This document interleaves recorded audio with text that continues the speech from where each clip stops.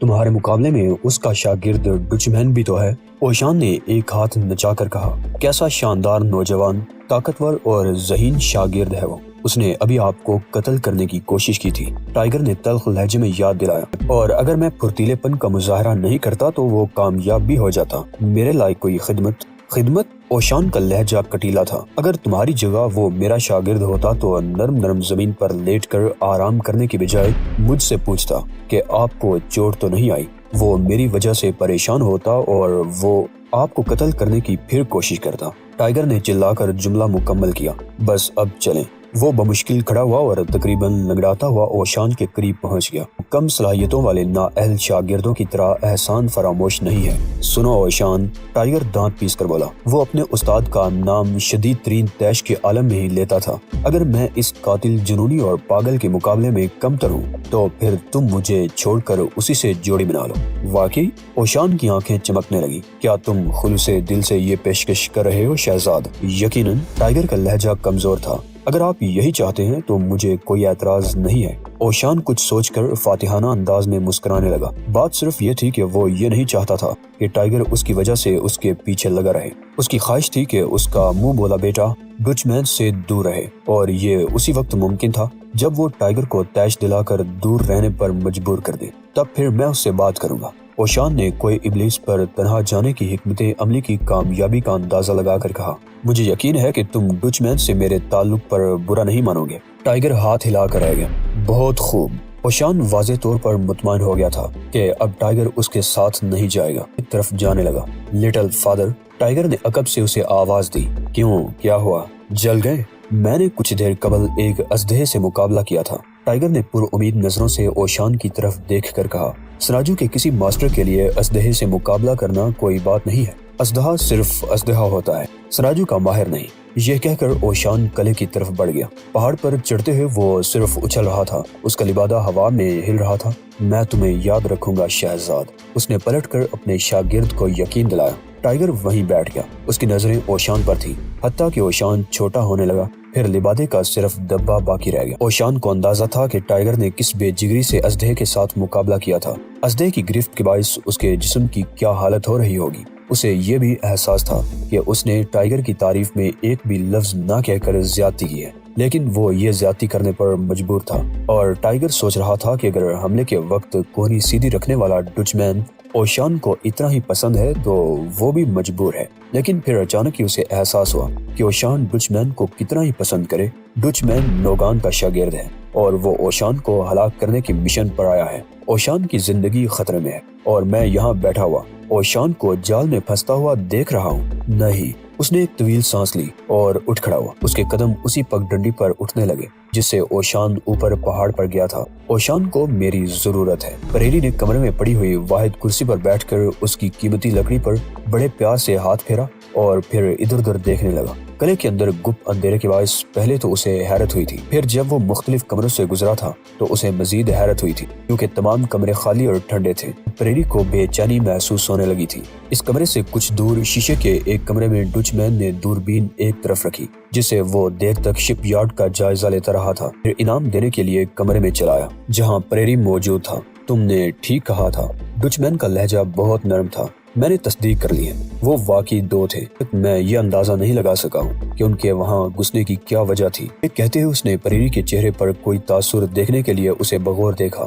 وہ سوچ رہا تھا کہ کیا اوشان اور شہزاد کے علاوہ کسی اور کو بھی کینٹینر میں موجود لاشوں کا علم ہو گیا ہے، اور کیا یہ شخص کچھ چھپا رہا ہے۔ لیکن پریری کا چہرہ دیکھ کر اسے یقین ہو گیا کہ یہ سیاہ فام ڈرائیور مزید کچھ نہیں جانتا، لیکن اسے زندہ چھوڑنا بھی غلط بات تھی۔ وہ پریری کو یہ نہیں بتا سکتا تھا کہ اس وقت اوشان تنہ تنہا کوئی ابلیس پر چڑھ رہا ہے۔ وہ یہ انکشاف بھی نہیں کر سکتا تھا کہ اوشان اور شہزاد نے شپ یارڈ میں 4 سانپوں اور ایک اژدہے کو ہلاک کر ڈالا ہے۔ اب اسے یقین ہو گیا تھا کہ عظیم نوگان نے ان دونوں کی قوت کا غلط اندازہ لگایا تھا۔ ڈچمین کے لیے سب سے مثبت پہلو یہ تھا کہ شہزاد اور اوشان اب الگ الگ ہو گئے تھے اور اکیلے اوشان کو ہلاک کرنا زیادہ آسان تھا۔ ڈچمین نے وہ پرچی اٹھائی جس پر پریری نے ٹائیگر اور اوشان کے ولا کا پتہ لکھ کر اسے دیا تھا۔ تو دونوں یہاں رہتے ہیں؟ پریری نے جواب دینے کی کوشش کی لیکن صرف منہ چلا کر رہ گیا۔ اسے ایسا لگا تھا جیسے کسی نے اس کے حلق میں روئی ٹھونس دی ہو۔ وہ اس بات میں سر ہلانے لگا۔ اس کی آنکھیں ابلی پڑ رہی تھی اور اسے اس جگہ سے مہلک خوف محسوس ہو رہا تھا۔ یہاں ہر طرف شدید ٹھنڈ اور گمبھیر خاموشی تھی۔ یہ جگہ اسے مقبرے کی یاد دلا رہی تھی جس میں پریری اور اس کے ساتھی چوری چھپے داخل ہو کر چندے کی رقم چوری کیا کرتے تھے۔ ہر چیز ٹھنڈی تھی، ہر چیز ساکت تھی اور ہر جگہ خاموش تھی۔ ڈچ مین بھی ٹھنڈا، ساکت اور خاموش تھا۔ وہ اسے کسی بھوت کی طرح لگ رہا تھا، کسی لاش کی طرح۔ ڈچ مین ایک دروازے کی طرف بڑھا تو پریری نے نظریں اٹھانے کی کوشش نہ کی۔ وہ جب سے یہاں آیا تھا اس کی آنکھیں جھکی رہی تھی۔ اس نے ایک بار کنکھیوں سے ڈچ مین کی چال دیکھی تھی اور خوف زدہ ہو گیا تھا۔ ڈچ مین بلی کی طرح چل رہا تھا، نہ تو اس کے قدموں کی آواز پیدا ہوتی تھی اور نہ ہی سفید کپڑوں کی سرسراہٹ سنائی دی تھی۔ دروازے پر پہنچ کر ڈچ مین نے کسی کو اشارہ کیا تو پل بھر میں ہی زیتونی رنگ والا ایک خادم چاندی کی ٹرے لے کر نمودار ہوا جس میں ایک بوتل اور گلاس رکھا ہوا تھا۔ شہری مسٹر پریری، ڈچ مین نے پوچھا، میں آپ کا ساتھ نہیں دے سکوں گا، لیکن مجھے بتایا گیا ہے کہ یہ انتہائی اعلیٰ درجے کی شراب ہے۔ یہ ٹوٹے ہوئے لفظ پہلی بار پریری کی نوکے زبان سے پھسلے تھے۔ بہت خوب، لیکن میرا خیال تھا کہ شہری سے آپ کے جسم کو حرارت ملے گی۔ باہر تو بہت زیادہ سردی ہے۔ پریری خوف زدہ ہو گیا کیونکہ جب وہ اندر آیا تھا تو اس وقت باہر نہ صرف گرمی تھی بلکہ لو بھی چل رہی تھی۔ کیا آپ کو ٹھنڈ محسوس نہیں ہو رہی ہے مسٹر پریری؟ ڈچ مین نے پوچھا۔ اس مرحلے پر ڈرائیور پریری کو یقین ہو گیا کہ ڈچ مین فیبی کے باپ سے زیادہ پاگل ہے، لیکن اسی لمحے اسے ٹھنڈک کا احساس بھی ہوا۔ کانپ رہے ہیں مسٹر پریری، کیا آپ کے لیے سویٹر کا انتظام کروں؟ پریری بے بسی سے سر ہلانے لگا۔ وہ اٹھا اور دروازے کی طرف بڑھ گیا۔ وہ سوچ رہا تھا کہ اتنی سردی میں وہ قلعے سے باہر کیسے نکلے گا۔ ایک منٹ، اپنا انعام لیتے جائیں مسٹر پریری۔ ڈچ مین نے نرم لہجے میں اسے روکا۔ اس نے جیکٹ کی جیب میں ہاتھ ڈالا اور 100 ڈالر کے 2 نوٹ نکالے جنہیں پریری نے بسط مسرت قبول کر لیا، لیکن فوراً ہی چیخ مار کر نوٹ پھینک دیے۔ اسے ایسا لگا تھا جیسے کسی نے اس کے ہاتھ میں برف کی سیل رکھ دی ہو۔ وہ بھاگ کھڑا ہوا اور ڈچ مین سر ہلاتا رہ گیا۔ پریری اب دیوانہ وار بھاگ رہا تھا۔ تاریک گلیاروں میں گزرتے ہوئے اسے ایسا لگ رہا تھا جیسے وہ بادلوں کو سانس کے ذریعے سینے میں اتار رہا ہے۔ ہر طرف برف گر رہی تھی۔ کاش میں نے جیپ چوری نہ کی ہوتی۔ وہ اب پچھتا رہا تھا۔ اسے یہاں آنے پر پچھتاوا تھا۔ خوف کے باعث اس کی حالت غیر ہو رہی تھی اور اسے یقین تھا کہ وہ بھی فیبی کے والد کی طرح پاگل ہو کر مرے گا۔ اس نے فیصلہ کیا کہ وہ اس جگہ سے نکل کر اپنے کمرے میں بند ہو جائے گا تاکہ خودکشی نہ کر سکے۔ پھر اسے کوئی دروازہ کھلنے کی آواز سنائی دی۔ اسے قلعہ کا بیرونی دروازہ یاد آ گیا جو فولاد اور لکڑی کے دیو کامت پٹوں پر مشتمل تھا۔ اس نے دروازہ کھلا ہوا پایا، لیکن باہر پہنچ کر اس کی حالت اور غیر ہو گئی۔ برفانی طوفان کے باعث ہر طرف قیامت مچی ہوئی تھی۔ کھجور کے درخت دوہرے ہو رہے تھے، ان کے پتے ایک دوسرے سے لپٹے ہوئے تھے۔ ان کا رخ قلعے کی طرف تھا۔ اوہ میرے خدا، نہیں! اس کی آنکھوں میں آنسو آ گئے اور ٹپکے تو اسے ایسا لگا جیسے گالوں پر جم گئے ہوں۔ وہ طوفانی ہوا سے بچنے کے لیے جھک جھک کر چلنے لگا۔ اس وقت اسے صرف یہ احساس ہو رہا تھا کہ یہ ہوائیں قلعے سے نکل نکل کر پھیل رہی ہیں۔ تبھی اسے یہ جیپ نظر آ گئی، مگر جیپ کے قریب کوئی اور بھی آ رہا تھا۔ پریری، کسی نے آواز دی اور یہ آواز اسے بہت اچھی لگی۔ میں یہاں ہوں، اس نے آنے والے کی رہنمائی کے لیے کہا۔ ساتھ ہی آگے بھاگنے کی کوشش کی، لیکن اس کی ٹانگیں جواب دے گئی اور وہ پیٹ کے بل گر پڑا۔ اوہ میں کتنا تھک چکا ہوں، پریری نے بڑی بے بسی سے سوچا۔ اس نے اٹھنے کی کوشش کی، لیکن اسے ہاتھوں میں شدید تکلیف کا احساس ہوا۔ اس نے ہاتھوں کو غور سے دیکھا تو اسے جگہ جگہ کی کھال گلی ہوئی یا ادڑی ہوئی نظر آئی۔ زخموں پر ہر جگہ خون جم گیا تھا۔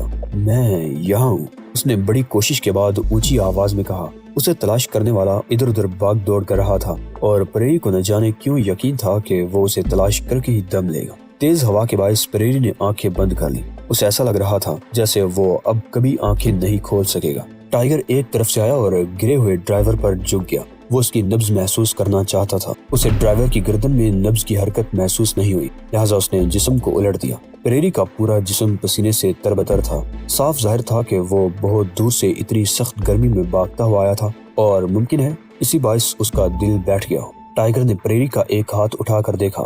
وہ خونم خون تھا، کھال جگہ جگہ سے ادھری ہوئی تھی۔ اس پر کسی نے تشدد کیا ہے۔ اس حالت میں اسے دیکھ کر ٹائیگر صرف یہی سوچ سکتا تھا۔ پھر جب اس نے ناخن دیکھے تو حیرت کی انتہا نہیں رہی۔ ناخن نیلے ہو رہے تھے۔ نیلے ناخن؟ اس نے لاش کا ایک بار پھر تفصیلی معائنہ کیا۔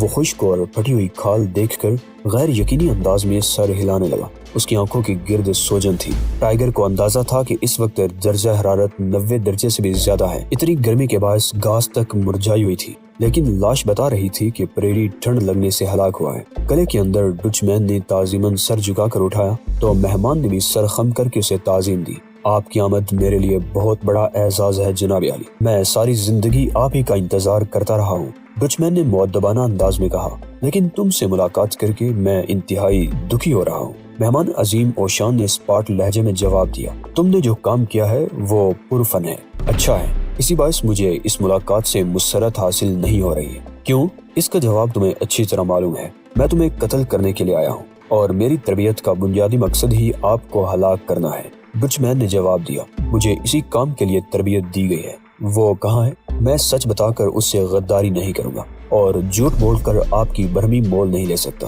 وہ عظیم ہے، تاریکیوں کا دیوتا ہے، عظیم تر ہے، وہ مر نہیں سکتا۔ اوشان نے ڈچ مین کو دیکھ کر افسردگی سے سر ہلایا تو ڈچ مین بھی اسی انداز میں سر ہلانے لگا۔ پھر میزبان نے مہمان کو ایک خوبصورت سجے ہوئے ایسے کمرے میں بٹھایا جس کی ہر کھڑکی وسیع و عریض بالکونی کا دروازہ تھی اور بالکونیوں کے آگے ہر رنگ و قسم کے پھول کھلے ہوئے تھے۔ اس قلعے میں صرف یہی کمرہ آرام دہ ہے جناب عالی، ڈچ مین نے نہایت عاجزی سے کہا۔ میری درخواست ہے کہ کام شروع کرنے سے قبل ہم کچھ باتیں کر لیں۔ گزشتہ کئی برسوں سے میرے ذہن میں ایسے بہت سے سوالوں نے جنم لیا جن کا جواب صرف آپ ہی دے سکتے ہیں۔ ڈچ مین کی آنکھیں متجسس لیکن عاجزانہ انداز میں جھکی ہوئی تھی۔ جو چاہو پوچھو، لیکن میں تمہیں چند منٹوں میں سچائی کی راہ نہیں بتا سکوں گا۔ تم ایک عرصے سے جھوٹ، فریب اور تاریکیوں کی گود میں تربیت حاصل کرتے رہے ہو۔ کیا اس نے تمہیں یہ بتایا تھا کہ میرے شاگرد نے ڈائنوسار کے میوزیم میں اس کا کیا حشر کیا تھا؟ جی ہاں، اسی واقعے کے بعد انہوں نے مجھے گود لیا تھا۔ کیا تم جانتے ہو کہ وہ نابدان کا کیڑا اور جھوٹا ہے؟ نہیں، ڈچ مین غصے سے کھڑا ہو گیا۔ عظیم نوگان کیڑا اور جھوٹا نہیں ہے، اس نے مجھے تباہی سے بچایا ہے تاکہ تمہیں مکر و فریب اور دغابازی کی اس تاریک سرنگ میں ڈال دے جہاں سے فرار ممکن نہیں، اس نے تمہیں ایک زیادہ بڑی تباہی سے دوچار کر دیا ہے۔ بس بہت ہو گیا، ڈچ مین نے داڑ کر کہا۔ اس نے لیمپ کی طرف دیکھا تو لیمپ کی چمنی تراخ سے ٹوٹ کر کرچی کرچی ہو گئی۔ اوشان یہ دیکھ کر محض سر ہلانے لگا۔ تم نے تنہا آ کر عقل مندی کا ثبوت دیا۔ ڈچ مین کا لہجہ اب بدل گیا تھا۔ اس تنازع کا تعلق مجھ سے اور تم سے ہے، اس میں میرے بیٹے کا کوئی کردار نہیں ہے۔ جس طرح شہزاد تمہارا بیٹا ہے، اسی طرح نوگان، عظیم نوگان میرا باپ ہے۔ ڈچ مین کا چہرہ غصے سے سیاہ ہو گیا تھا، اور تم نے میرے عظیم باپ کو حکمرانی سے محروم کر رکھا ہے۔ میں تمہارا لہو اپنے چہرے پر ملوں گا تو وہ زندہ ہو جائے گا اور اپنی محفوظ آرامگاہ سے نکل آئے گا۔ اس کا بدبودار جسم کسی قبر میں نہیں، اس نے اپنی موت کے بارے میں تم سے جھوٹ بولا ہے، وہ زندہ ہے مگر میرے بیٹے کے خوف سے کہیں چھپا ہوا ہے۔ سنو لڑکے، وہ گناہ کی ایک قوت ہے جس کا مقصد صرف اور صرف ذاتی مقاصد کا حصول ہے۔